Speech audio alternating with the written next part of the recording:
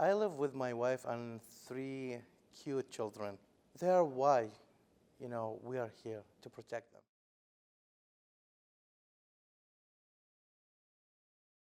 The refugees are just normal people who just trying to live their life in a better way than they were living in their home, and they are trying to do that uh, in the most peaceful and a good way that they can. Of course, you know what the definition of a refugee, that it's, forced to leave his country. That a person that did not choose to leave the country, but he left the country, he fled the country because he was forced to leave that country because of discrimination, or political, disagreements or so, and there was life threatening. So to save life, that person had to leave the country. The definition for me is changing as the political climate changes also. So right now it means being a refugee to me means being a Baha'i who's not wanted in Iran and being an Iranian who's kind of not wanted in America. So it's like always being in that stateless. And that's why I'm trying to stay on the down low so maybe I can go back to Iran. Because it feels like, I don't know, it feels like I'm losing my identity because I'm kind of forgetting how to speak Farsi, but I'm not fully American, So it's weird. I'm counting the days that when we will be able to go back. Will you? I will go. I am a citizen, so we are protected by the U.S. government, so we can go back. But I don't know what times will come. We're saving money, so hopefully. Do your parents also miss home? They all miss home. My grandma passed away last year, and it's tough. Your loved one will be gone when you go back. That's kind of scary. So we really want to go while they are alive. We are human beings like everybody. We like to have a house. We like to have a car. We like to have fun. We are not from different galaxy. I have lived with the name refugee for 11 years. And, after I was admitted to the United States, I came here and there was another term added to it. I was given something called alien number. So when the alien number, that's the funny thing. It makes me feel that I am a person that come from a different planet, from Mars, for example. Now, after permanent resident, I am called former refugee. It did not change the fact I am a refugee. Maybe in 3 years from now, after I get my citizenship, I will be called a citizen, aka former refugee. What breaks my heart is what I am hearing these days about the fear about the refugees. These people are gonna be burdened. These people are refugees. Did not become refugees out of their choice. They found themselves in this situation, and they are trying to do the best to provide for themselves and for their families. So if they are in a system where there are law and order, where they have the ability to work, where they have the ability to live in a decent place, to have a roof over their head, to have their own food, these people will cherish this place. Don't forget that they have just lost that in their back country. They don't want to become refugees again. They don't want to have to go through this experience again.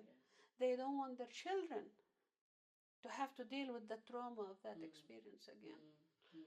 One thing I realized through our work, that people, when they hear refugee coming, they are assuming that government taking 100% care of them, and there is nothing to do with them. This is the problem we faced before. When you say, "Oh, this is refugee need help," it's like, are you kidding? Are you like stealing money from me? Because these people coming through the government, and government giving everything for them. Believe it or not, even when we go to the Congress office to advocate for them, I swear I hear the same word from the people inside the office. They don't know anything about anything. Sadly, they don't know about the refugees and about the resettlement agency because it's what Brother Zahid said, what they're hearing from the news that what they know about. Our job is not to take their true picture, the real picture, and show it to people. On the first day that we arrived to the United States, to Dallas, that was January 15, 2015. I cannot forget that day. It's not just the day I arrived to Dallas, and it's something I experienced. It wasn't, against me personally, but it was something in general. He drove us past Richardson Mosque, which is called the IANT, and I saw there are people protesting there at the mosque, outside, holding signs, there, let's say, go back home. Listen, we have just arrived. How can we go back home?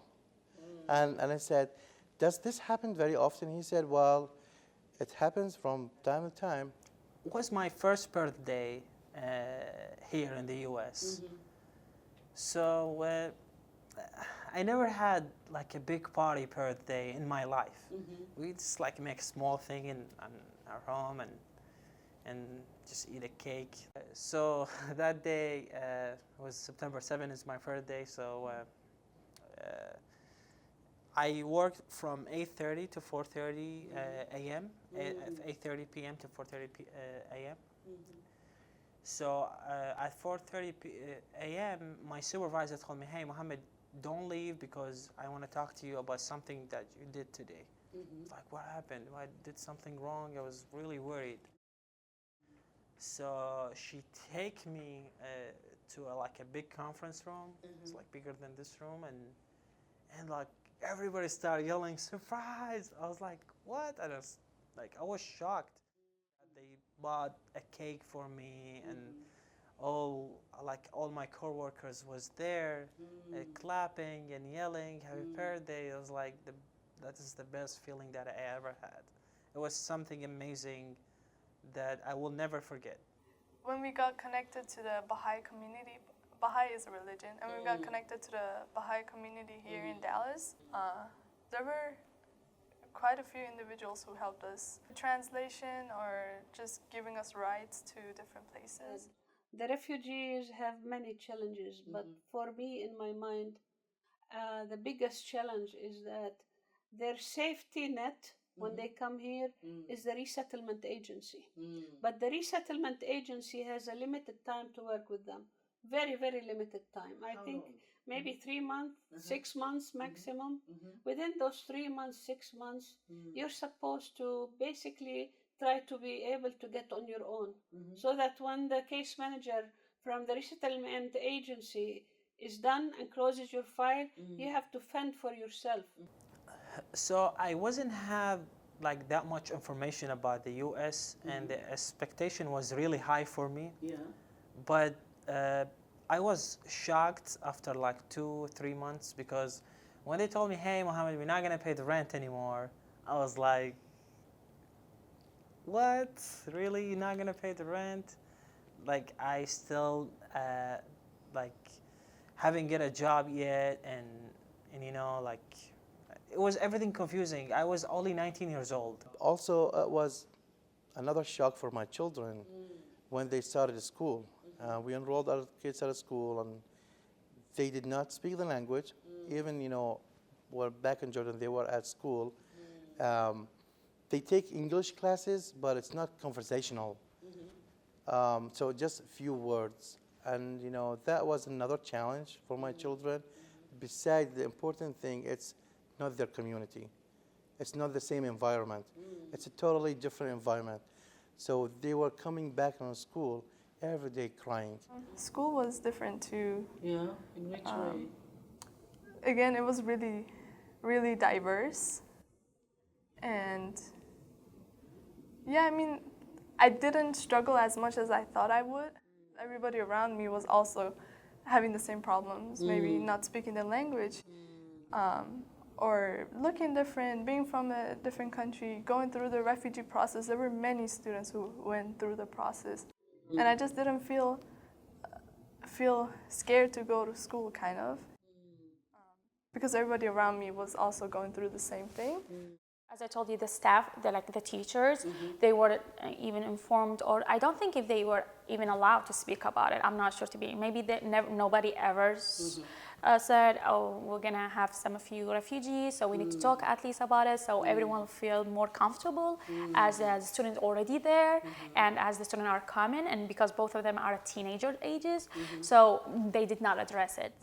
And also, I'm not familiar with the bus system. Sometimes I miss my bus and I have to wait like 2 hours for the next bus to arrive. And I was like single by myself. I was walking to my job like every single day, like 3 miles or 4 miles every day, no matter it's cold, raining, whatever weather. I just walk there until I buy my own bicycle and I start go there and back from my work. Then things start getting better and better. Barriers, where do you want me to start?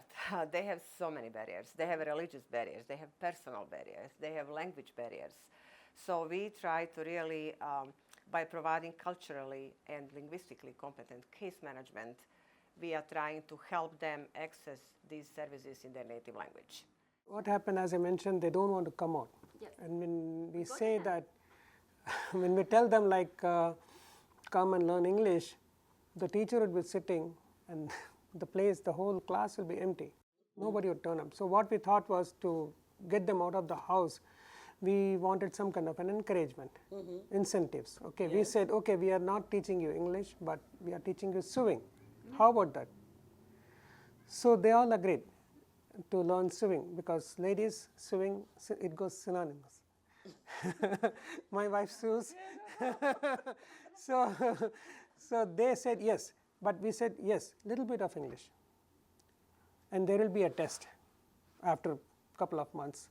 If you pass the test, this brand new sewing machine is yours. Take home. Take it home.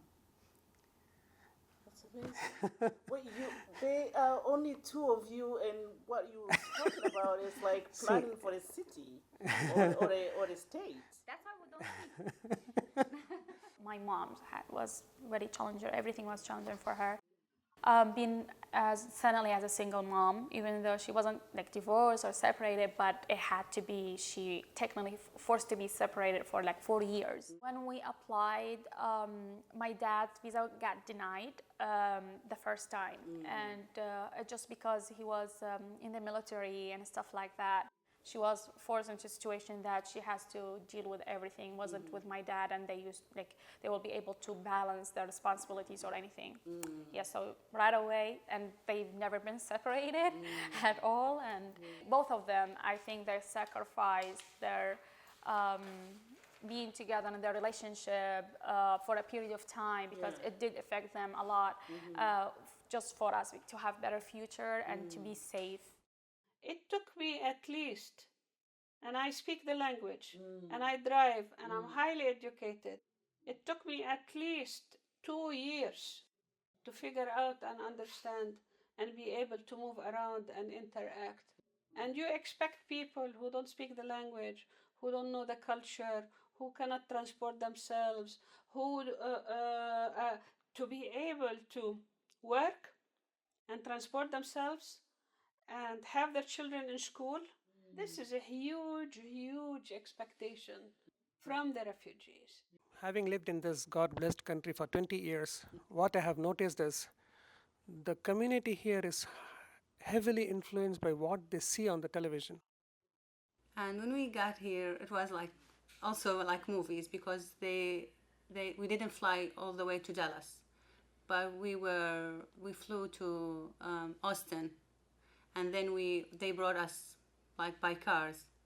They drove us here because of like the media was in the airport waiting for us to come, because they had like information about 2 Syrian families coming to the Texas after the government like said there is one Syrian refugees here, and we were held off like the media, and they like we closed our when we got like to our apartment. We didn't talk to anybody. We didn't open the door to anybody because of like the media were like trying to film us or like do interviews with us. So it was really overwhelming at first. As a provider, it's really tough at this moment, based on the politics, not just people, people are just good. We are citizens, we're good, but politics tend to kind of pull us where, they want us to go. And some people, unfortunately, go with the politics without, going with what the reality shows them. Please, refugees are very important, and you need to advocate for them and not making laws prevent refugees from not coming to the U.S. Don't make things difficult, because what they've been through is very, very difficult, that nobody here in this country that been through.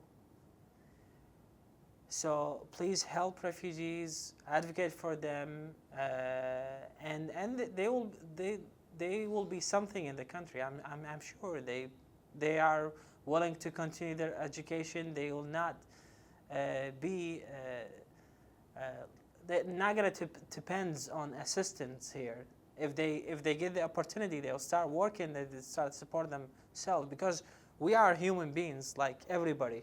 Well, the overreaching message, other than what refugees might need as they're getting resettled, is the more important aspect of the things that they contribute to the community, their success stories. They really are moving beyond resettlement and starting over into being a member of the community, and often quickly contributing to the community. So, besides just the basics of working, paying taxes, they start businesses, they inspire others and develop coalitions and help other refugees and interact in the community. Last year we had a tornado that hit Rolette, and in the area houses were totally destroyed, and all of a sudden people found themselves deprived of their homes and their houses, and that was because of a natural disaster. Being a refugee most of the time is because of a man-made disaster, because of wars. Please recognize that we never know what the future has for us. When I was in Lebanon, and I go back, I told you my parents are Palestinian. We never knew that my parents will have to be displaced from their homes. My opinion, it's America, it's already great. They don't need to make it great again. And do you know the reason why it's America great? It's for the people who came all across, all abroad, and, they reunited here in the States. Immigrants, refugees, people from Africa, and made it, made America great. So that's why America is already great. But the thing is that it could be a little better. I would say there are also some other people, many people, that during this time of, bad politics toward refugees, there are some people who have, raised their hands and say, we cannot accept this. And really, they are doing great. We have to put ourselves in the other person's shoes. And we really have to do unto others as we would like them to do unto us. If we are in need, we like other people to help us. If we work more hard, and I can see people that are working and doing their best to achieve the goals and to achieve that. And as I mentioned, this is my country, so I'm part of it, and I feel responsible in taking the community just to step it up and make it flourish again. I think that America should take way more refugees than they're taking. 50,000 is just nothing. Because right now there are 21 million refugees. and only maybe 1% of them will be resettled. 21 million out of 60 million people who are displaced right now in the world, more than ever after World War II, 21 million of them are refugees. Really have refugee status, but they cannot, they have to wait the security, background check, all this takes forever. I just want them to know that these people are just wonderful people who just looking for better life and safety and better opportunity for their children. Like where they are just regular people who want, you know, peace and love and happiness for their kids like everybody else.